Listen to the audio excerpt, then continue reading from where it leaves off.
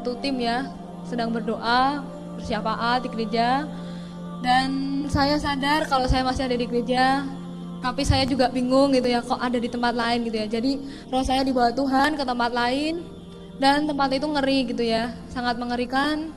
Dan di sana tuh baunya bau busuk gitu ya, bau amis, bau darah, bau benda-benda kebakar gitu ya, baunya gak karuan gitu ya, bau busuknya gak karuan. Jadi kalau pasar ikan tuh kalah baunya sama bau neraka gitu ya. Dan saya di situ ngelihat berbagai hal yang mengerikan.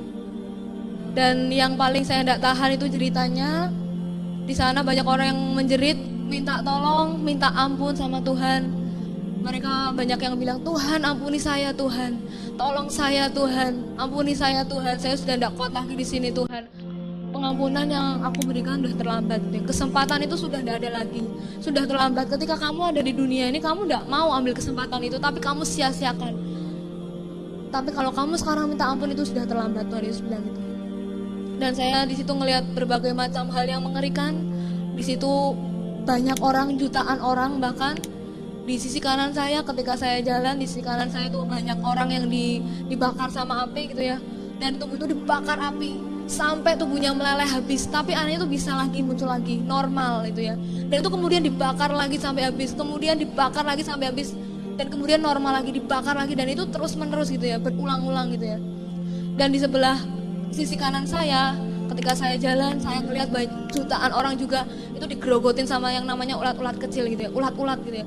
Jadi kalau di firman Tuhan dikatakan di sana tuh apinya tidak pernah padam, ulat-ulatnya tidak akan pernah mati, itu benar gitu ya. Jadi di sana tuh jutaan orang tuh teriak-teriak kesakitan, banyak yang dibakar api, banyak yang digerogoti ulat-ulat gitu ya. Dan tuh tubuh itu digerogoti dari bawah sampai ke atas gitu ya, habis tidak bersisa. Tapi anehnya bisa timbul lagi, dan itu kemudian digerogoti lagi sampai habis, kemudian timbul lagi, dan itu terus menerus gitu ya. Dan saya lihat di sisi kanan saya yang digerogoti ulat itu kebanyakan itu dirinya Kristen. Dan saya di situ lihat ngeri gitu ya, mereka tuh jerit-jerit minta tolong, minta ampun gitu ya. Tapi itu semua udah terlambat gitu ya. Dan kalau saudara mau tahu itu jalannya aja lembek gitu ya. Jadi jalannya aja kayak ingus gitu ya. Jadi lembek, lengket, dan baunya tuh enggak karuan gitu ya. Dan warnanya itu warna busuk gitu ya. Dan ketika itu Tuhan cuma bilang gini sama saya, setiap kamu jumpai orang, terutama orang yang enggak percaya, kamu bersaksi, kamu cerita bahwa neraka itu benar-benar ada, bahwa surga itu benar-benar ada. Kalau mereka enggak percaya, enggak apa-apa. Kalau mereka percaya, itu lebih baik gitu ya. Dan Tuhan bilang gini, pokoknya kamu sampein aja, kamu cuma nyampein. Jadi kamu enggak usah bingung loh, Tuhan ini nih gimana, kalau mereka enggak percaya itu enggak usah bingung gitu ya. Tuhan bilang, pokoknya kamu sampein, kalau mereka percaya ya puji Tuhan, kalau enggak percaya enggak apa-apa. Keputusan ada di tangan masing-masing gitu ya. Keputusan ada di tangan orang-orang yang mendengarkan kesaksian. Jadi ketika itu saya terus diajak jalan sama Tuhan, dan di situ seperti ada persimpangan gitu ya, jadi ke kiri dan ke kanan. Di situ bentuknya seperti sel-sel, jadi satu sel itu diisi satu orang, dan ada iblis-iblis juga di situ. Dan iblis-iblis di situ tuh ketawa gitu, kesenangan gitu.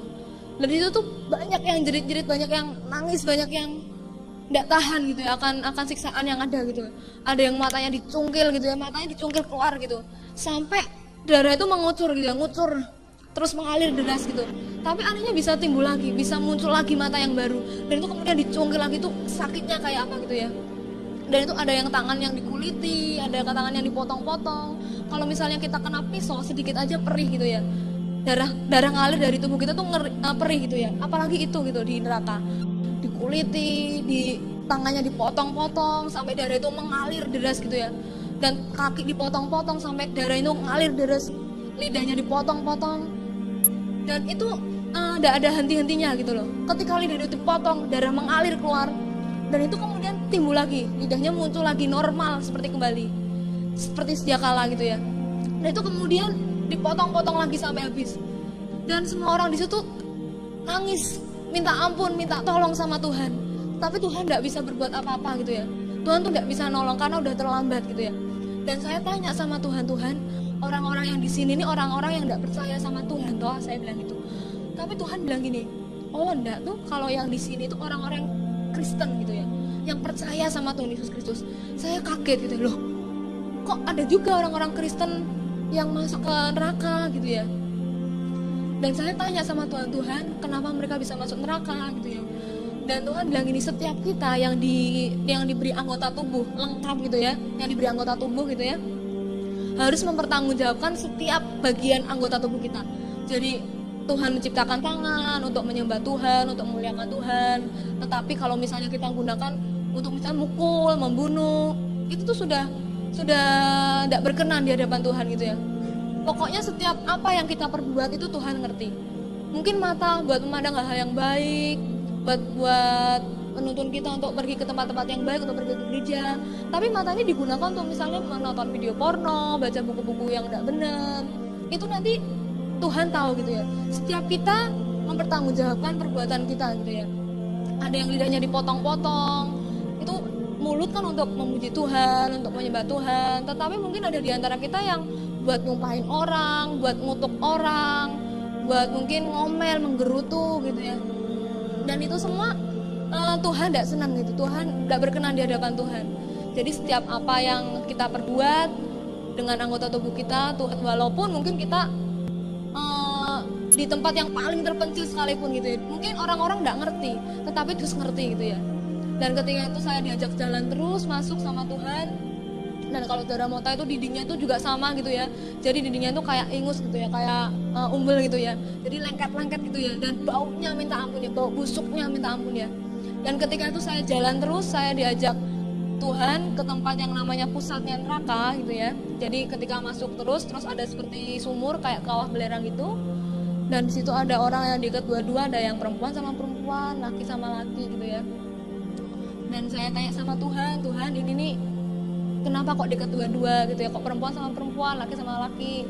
Tuhan bilang gini, ini buat orang yang lesbian sama homoseksual gitu ya. Jadi orang yang di dunia ini homoseksual, lesbian, termasuk banci-banci gitu ya, waria, itu nanti masuknya ke sana gitu ya. Mungkin mereka udah nyebut dirinya Kristen tapi masih homoseksual, lesbian, itu nanti masuknya ke sana gitu ya. Dan tidak jauh dari sana, dari tempat orang yang dihukum tadi, yang lesbian tadi, dan tempatnya masih sama di pusatnya neraka, itu juga ada orang-orang yang dihukum di kawah belerang ini, di pusatnya neraka. Itu buat orang-orang yang perdukunan gitu ya, buat orang-orang yang suka kedukun, suka cari pelarisan, mungkin sakit tidak sembuh-sembuh, tapi terus tidak percaya Tuhan lagi, kecewa sama Tuhan, terus perginya ke dukun, ke paranormal, ke suhu. Nanti itu tempatnya di sana gitu ya. Dan di situ juga di pusatnya neraka ada yang bentuknya seperti sel-sel.